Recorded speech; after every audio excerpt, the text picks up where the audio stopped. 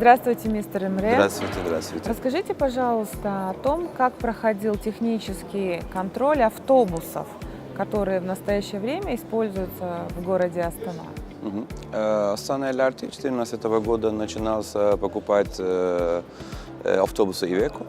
Iveco центральная фабрика, которая будет построена, это Франция. Мы начало контроля, технический контроль, несколько автобусов, которые покуплены, начинаем с Франции контролируется.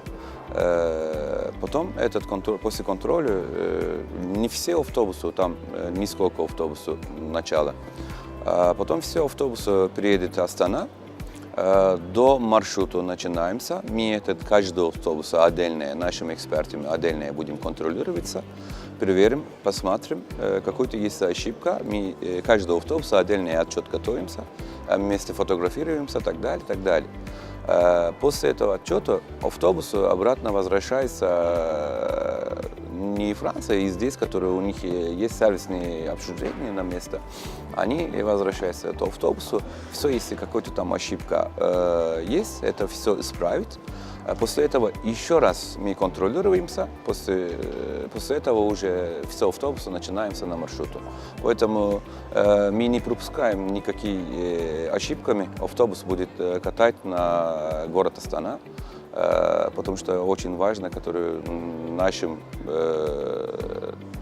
пользователям, возможности говорить, этот будет,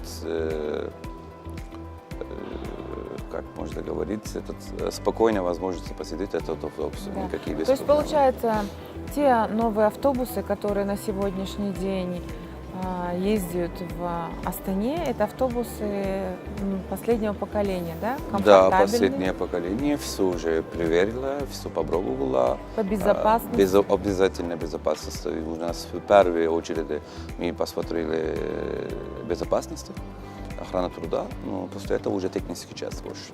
Отлично. Расскажите еще, пожалуйста, какие перспективы в модернизации вообще общественного транспорта в Астане вы видите? Конечно, уже Астана LRT начинаем с этого года, то уже больше 2-3 года, система ITS. Система ITS сейчас начинается полностью модернизация.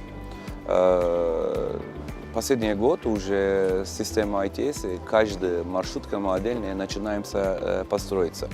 Там каждый автобус внутри камера, электронные тикетные системы,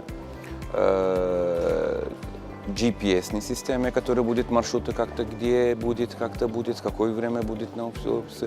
Это все системы начинаемся модернизацию, сейчас добавляем автобусу, поэтому контролируется очень легко.